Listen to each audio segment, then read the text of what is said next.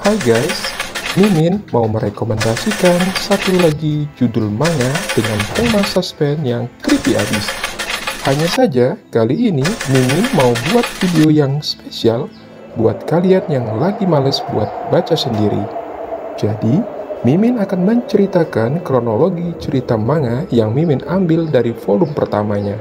Semoga video ini bisa menumbuhkan rasa penasaran kalian untuk lanjut baca manganya. Manga ini berjudul Gannibal karya Ninomiya Masaki. Cerita dimulai dengan seorang pria yang diketahui adalah seorang polisi yang baru aja dipindah tugaskan ke sebuah desa terpencil. Desa tersebut bernama Desa Kuge.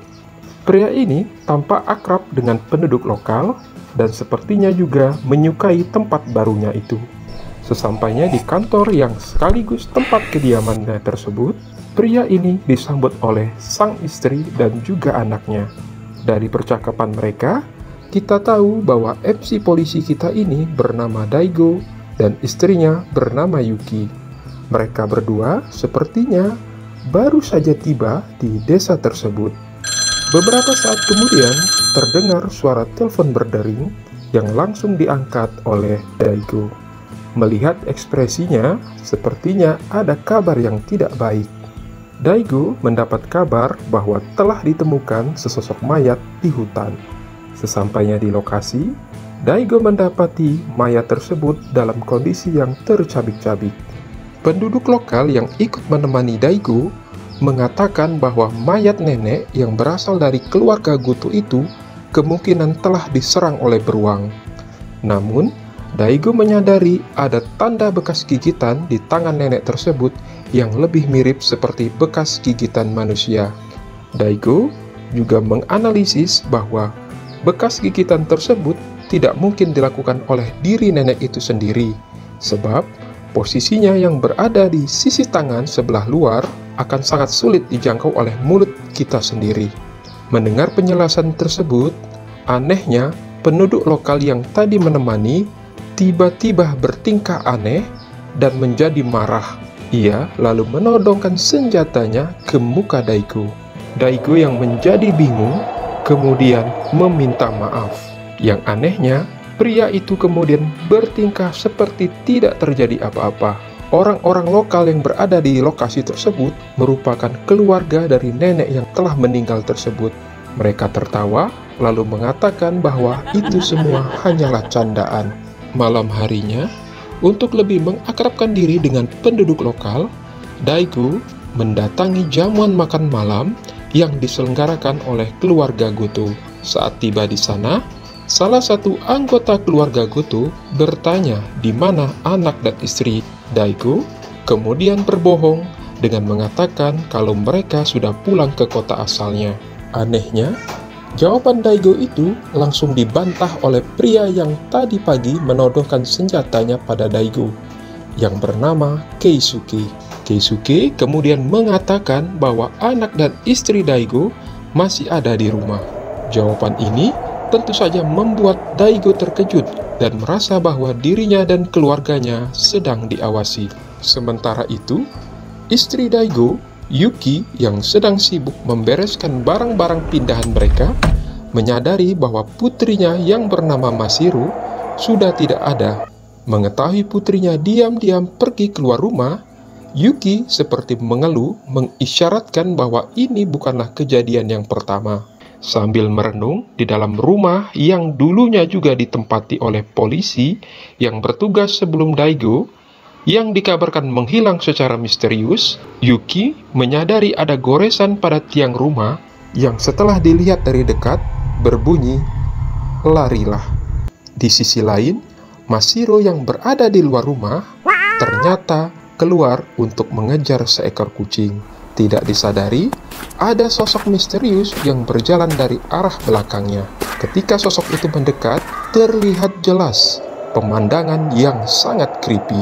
Sosok itu ternyata seorang pria tua yang sedang mengangkut mayat manusia, dan terlihat di mulutnya terdapat sepotong jari manusia yang berlumur darah. Sepulangnya Daigo dari jamuan makan malam, Yuki menceritakan penemuan tulisan menyeramkan yang ada di tiang rumah. Ia juga menceritakan bahwa tadi putrinya Masaru sempat menghilang keluar rumah. Terkejut, Daigo pun langsung mengecek kondisi putrinya yang terbangun mendengar suara ayahnya. Masaru yang terlihat menggenggam sesuatu, kemudian membuka tangannya dan memberikannya kepada Daigo. Ekspresi Daigo kemudian berubah pucat melihat apa yang digenggam oleh putrinya tersebut adalah sepotong jari manusia. Suatu hari, Daigo ikut serta dalam perburuan beruang bersama beberapa warga lokal. Di tengah perburuan, Daigo mendapatkan telepon dari temannya yang seorang ahli forensik. Temannya yang bernama Nakamura ini mengatakan bahwa ia telah selesai menganalisis potongan jari yang tempo hari telah dikirimkan oleh Daigo. Dari hasil pemeriksaannya, ia mengatakan bahwa potongan jari itu bukanlah milik nenek Goto yang ditemukan meninggal tempo hari, melainkan adalah milik orang lain. Setelah menutup teleponnya, Daigo menyadari bahwa ia telah terpisah dari rombongan pemburu yang lain. Saat sedang berpikir, Daigo kemudian terkejut dengan tembakan yang datang mengarah pada dirinya. Tembakan tersebut ternyata dilakukan oleh Yosuke, adik dari Keisuke, yang mengira Daigo adalah beruang. Pada awalnya, Yosuke terlihat seperti anak biasa yang penakut.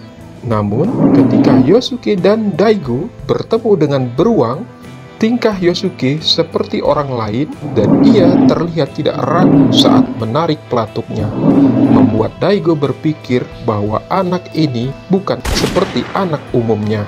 Setelah Daigo dan Yosuke berhasil membunuh beruang yang diperkirakan telah membunuh nenek Goto, memeriksa isi perut beruang tersebut yang ternyata berisi kacamata milik nenek Goto, mereka yakin bahwa beruang tersebut adalah pelaku pembunuhan terhadap nenek Goto tempo hari. Sesaat kemudian, Keisuke lalu memotong dan memberikan seiris daging beruang mentah itu kepada Daigo untuk dimakan.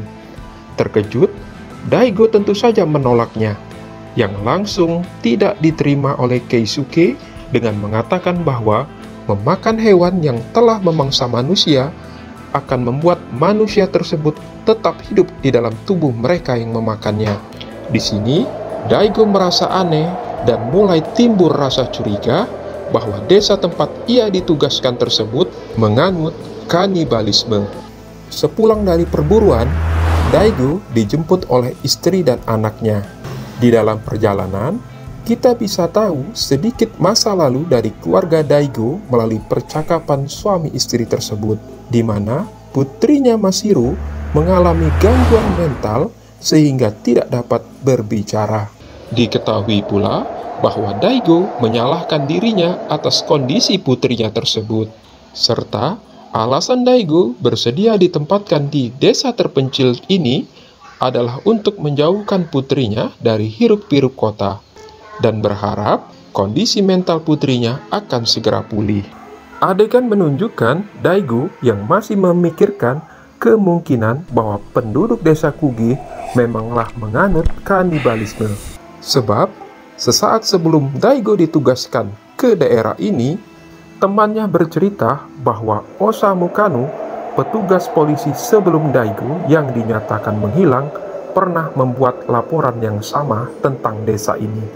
Namun sayangnya, Daigo mengalami kesulitan dalam menggali informasi tentang Osamu yang menghilang, dikarenakan reputasinya di desa Kuge sangatlah buruk, sehingga tidak ada satupun penduduk desa yang mau membahasnya.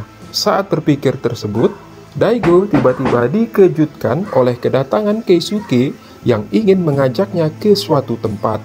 Kini, adegan beralih kepada Yuki yang sedang mengantar Masaru ke sekolah. Tak jauh dari tempat mereka berdiri, terlihat ada iring-iringan orang dengan penutup wajah yang terlihat menyeramkan. Diketahui bahwa iring-iringan tersebut merupakan tradisi desa dalam proses penguburan jenazah, yaitu jenazah nenek Goto. Dari adegan ini, kita yang membaca akan merasakan bahwa desa ini merupakan desa yang benar-benar terpencil. Tampak di antara rombongan tersebut ada beberapa orang yang sedang membawa tong besar yang kemungkinan berisi jenazah orang yang akan dikuburkan. Tiba-tiba, kain penutup wajah dari salah satu peserta iringan terlepas dan tertiup angin. Kemudian, kita bisa melihat bahwa wajah orang tersebut adalah Daigo. Ternyata, Keisuke mengajak Daigo untuk ikut dalam iring-iringan mengantar jenazah dari nenek Goto. Keisuke pun memarahinya dan segera menyuruh Daigo untuk menutup kembali wajahnya. Namun, tak lama kemudian, iring-iringan tersebut berhenti setelah Keisuke menyadari ada sesuatu yang janggal. Ia lalu menghitung jumlah peserta iringan dan mendapati bahwa jumlah peserta tersebut lebih banyak satu orang dari yang seharusnya. Keisuke lalu meminta semua orang untuk membuka penutup wajahnya, dan didapati bahwa satu peserta tambahan tersebut adalah seorang gadis remaja. Herannya, ketika gadis tersebut menampakkan wajahnya, ekspresi seluruh penduduk lokal seperti terkejut. Diketahui bahwa gadis tersebut bernama Sumire Kano, yaitu putri dari Osamu Kano, petugas polisi yang dikabarkan telah menghilang. Gadis itu bersikeras bahwa ayahnya tidak benar-benar menghilang dan tidak gila seperti yang dituduhkan oleh warga desa. Ia lalu menendang tong yang berisi mayat nenek Goto hingga tong tersebut terjatuh dan penutup kainnya terbuka. Daigo kemudian terkejut melihat bahwa tong yang mereka bawa ternyata kosong. Sumire lalu mengatakan bahwa tong tersebut memang kosong sejak awal, sebab warga desa Kuge telah memakan jasadnya. Mendengar perkataan Sumire, warga desa pun tidak terima dan mengamuk. Mereka seperti hendak menghajar Sumire. Namun, tiba-tiba ada seorang pria yang masih menggunakan penutup wajahnya melerai pertengkaran itu dengan mudah. Dari reaksi warga lokal yang lain, tampaknya orang di balik penutup wajah tersebut adalah orang yang berpengaruh di desa Kuge. Saat pria dengan penutup wajah itu berdiri di samping Daigo, ia bisa mencium bau yang aneh dari tubuh pria berpenutup wajah tersebut. Melihat situasi yang mulai mereda, Keisuke akhirnya meminta Daigo untuk membawa Sumire pergi. Dalam perjalanan, Sumire menceritakan kepada Daigo bahwa penduduk desa Kuge menganut kepercayaan bahwa mengkonsumsi daging dari orang yang sudah meninggal dunia akan dapat mewarisi semangat serta kasih sayang dari orang yang meninggal tersebut.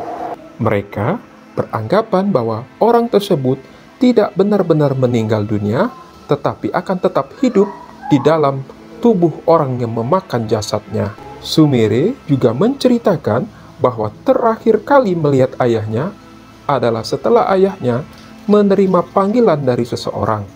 Ia lalu berpamitan untuk bergegas menuju kediaman keluarga Goto. Sejak saat itu, ayahnya tidak pernah terlihat kembali.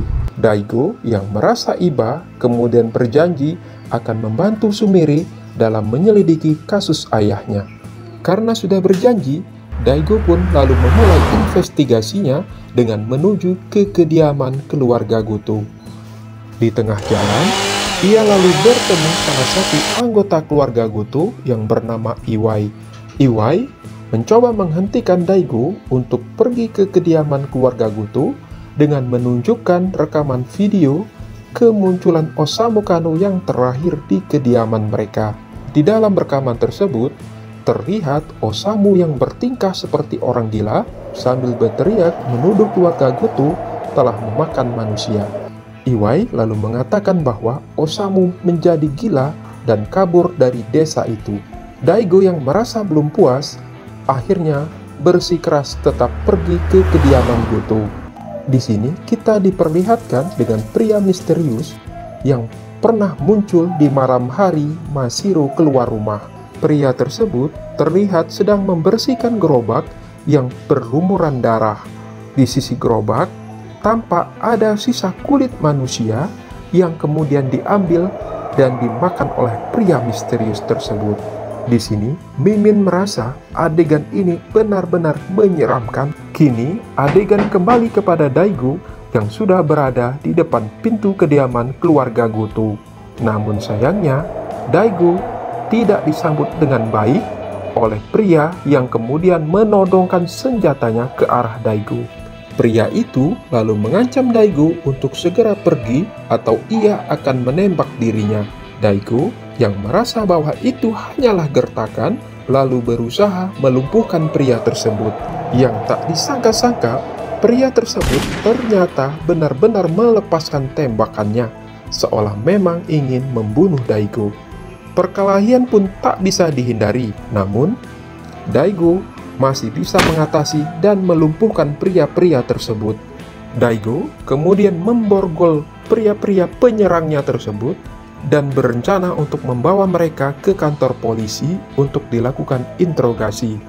Namun, tidak disadari, sosok pria misterius yang tadi telah kita lihat kini telah berada di belakang Daegu. Ia kemudian menyerangnya hingga Daegu tak sadarkan diri. Di sisi lain, terlihat Nakamura, teman Daegu si ahli forensik, berusaha menghubungi Daegu namun tidak berhasil. Ia lalu meninggalkan pesan bahwa dirinya telah mengetahui identitas dari potongan jari yang ditemukan oleh Mashiro tempo hari. Potongan jari tersebut ternyata tidak lain dan tidak bukan adalah milik Osamu Kano, polisi yang dinyatakan menghilang dan sedang dicari-cari oleh putrinya. Adegan kemudian ditutup dengan Yuki dan Mashiro yang tampak dikelilingi oleh pria dari keluarga Goto. Di sini, kita tidak tahu apa yang akan dilakukan pria tersebut terhadap Mashiro dan juga ibunya. Nah, itu dia rangkuman cerita yang diambil dari volume 1 manga Gannibal karya Ninomiya Masaki. Jika kalian sudah tertarik, silakan kalian lanjutkan membaca manganya.